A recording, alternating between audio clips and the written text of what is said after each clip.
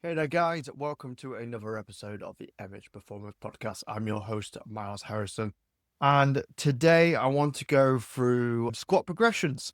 Just simply just because I think when people usually think of squatting, and probably when you think of squat progressions, you probably think straight away back squat. And I think a lot of the time when people get introduced into squatting, the first thing that people go to is a back squat. And while I don't think a back squat is a bad exercise, I actually think it's a really good exercise. I just think that people can probably start from a different variation and probably get a lot more out of that variation before they start thinking and looking into back squatting. But before I start talking into that, I thought I'd give a quick little update on how my ankle's going, how the rehab is going. I'm now back into training now. I'm pretty much back into a bit of contact, a bit of moving around, and things are going well. There's still a little bit of swelling there. It's only been, 4 or 5 weeks since the injuries happened? And it's going well. It's returning nicely. Let's just say that before.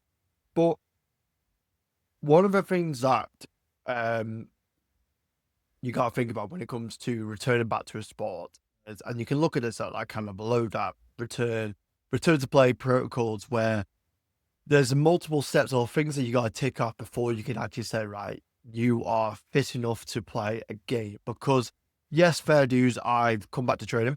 Yes, my ankles respond as well, but there's plenty more steps before that before I can start thinking about playing in matches where there's a lot of things I can't control. It's not like something I'm gonna put my hand up and say, right, sorry boys, I'm done here, can't play any more game. And all it takes is me being a little bit tired, a little bit fatigued, and someone just to come through the back of my ankle again, and that's the ligaments done and dusted again. So what I always try to say is with every injury is different. Even the one I've had to my left ankle to my right ankle, every injury is completely different, and every injury should be treated as its own. But the things that I would generally say to take off before I start thinking about returning to the games are going to be one, can I full on sprint? Can I fully accelerate and then decelerate again sharply? That's one of the things to think about as well. Change of direction.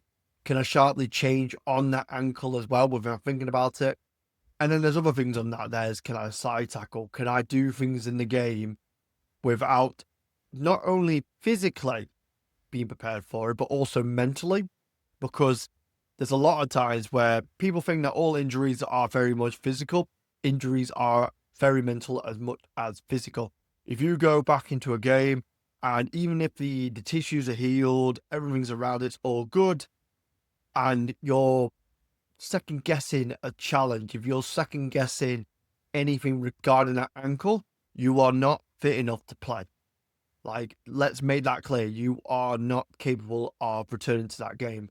And the reason why is because if you don't go into anything 100%, you are more likely to get injured. So when it comes to return to play, yes, training and all that are great for preparing me for the physical thing, but I also need to think about the mental side of it as well before I start returning into any of the matches. So now that I've been able to get my first full training back in there and get a few challenges, the idea of that is to completely just repeatedly do that into a point where not only physically I'm ready for it, but mentally I am as well, which I think.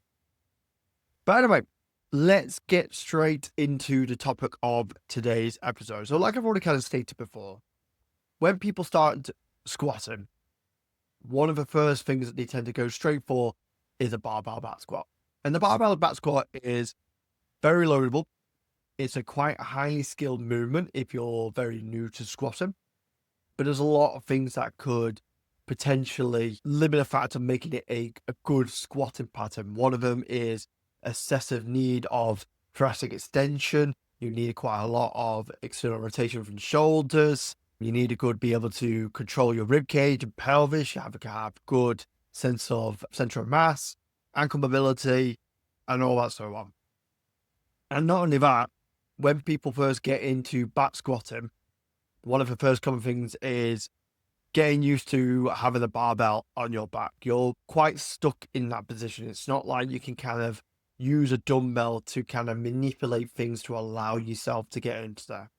So let's say, for example, me and you, we've just done a bit of squatting right now, and for whatever reason, the back squat isn't cutting. We can't execute the movement right, and I'm always a big believer in the sense of when it comes to movements, instead of spending 3, 4, 5 weeks trying to get you good to that movement, I rather give you a variable that you can perform right now that we can start progressing. Not only that, but the reason why that's so beneficial is because one, you'll get a lot more out of it. You'll get a far better stimulus from that movement. It's going to teach you better for the longer term.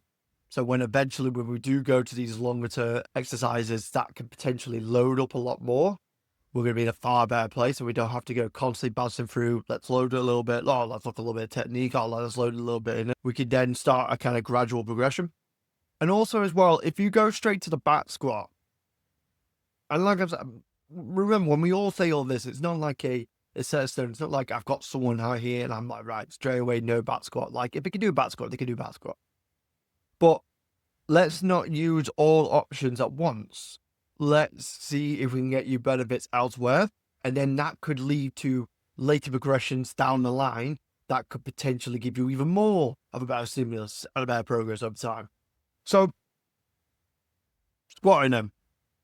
If, for example, there's no injuries or anything like that, but you're someone who struggles to get maybe depth in the back squat, or you find the bar being uncomfortable on the back squat, first place I usually start off with, if we're thinking of a bilateral, so bilateral meaning that we're both on 2 legs, I will start you off with a counterbalance squat. So for most people who don't know what a counterbalance squat is, it is pretty much you're doing a goblet squat with a plate, but instead of the plate being right next to your chest, the plate is now right in front of you, arm's length. Reason why I start this off with people, one, it's really good at teaching you to move backwards in space. So the counterbalance allows you to sit a little bit back and allows you to push your center of mass into space, which can allow you to sit your hips into a little bit better and get a little bit more range. We can also teach you some proper decent squat mechanics. So not only can we help you to kind of help the pelvis move up and down, most of the time when people start squatting, they start making this kind of like hinging pattern where the pelvis is more moving horizontal rather than vertical. That's how we usually distinguish between a hip hinge and the squatting pattern. And also as well, it's not back loadable. If you think about usually when people do counterbalance squats, the first thing that usually people start to tell me that there's things that go wrong is you're not using the squatting pattern, but more so the fact that the shoulders start getting really tired from holding the goddamn plate. So that's a really good progression into that, or should I say your starting point into squatting.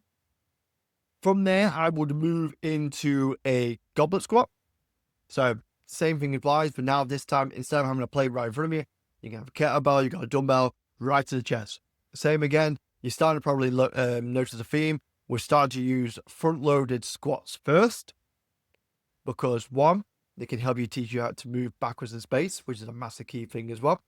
Can help you teach you proper squatting mechanics, and goblet squats and all that is a little bit more loadable than the counterbalance squat, but we can also then say, right, it's a little bit more loadable. And again, the limiting factor is probably not going to be your legs. It's probably going to be how well can that upper back and your arms and shoulders hold that dumbbell into place.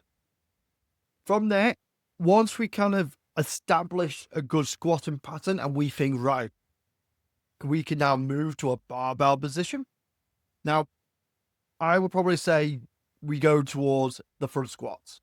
I know a lot of people don't like going front squats before back squats because a lot of people don't like getting into the front rack position, just simply because it requires a lot of thoracic mobility as well. But I actually think it's a more natural progression than going from a barbell being on the front of your shoulders compared to a barbell being in the back of your spine. So that's the reason why we go front squats. Again, we're all thinking about, when we're thinking about the progressions, we're thinking about, right, how loadable is this exercise, but also the simplistically of loading it, but also challenging the person that we're trying to do at the exact same time. Once they're all good, then I might move someone into something like a back squat.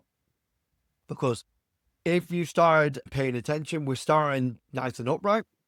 And then as we start progressing, our center of mass is going to come more and more forward, which means we're going to have a little bit more forward lean. If we look at the high bar back squat, so the one that's resting on your shoulders, you'll start noticing that that position is a little bit more hinging, a little bit more hip work than probably the front squat. And then as we go low bar squats, then we're really starting to get into a hinging pattern as well. The knees are still generally forward, more than obviously a hip hinge, but we're going to start seeing the spine being a little bit more horizontal and facing those forces as well. So that's a progression wise when it comes to a counterbalance squat into a back squat. And again, it's not like we go, right, tick, we're going to be doing this, right, we're going to have to do this. These are general rules. There are coaches that go from one to the other, and that's perfectly fine as well.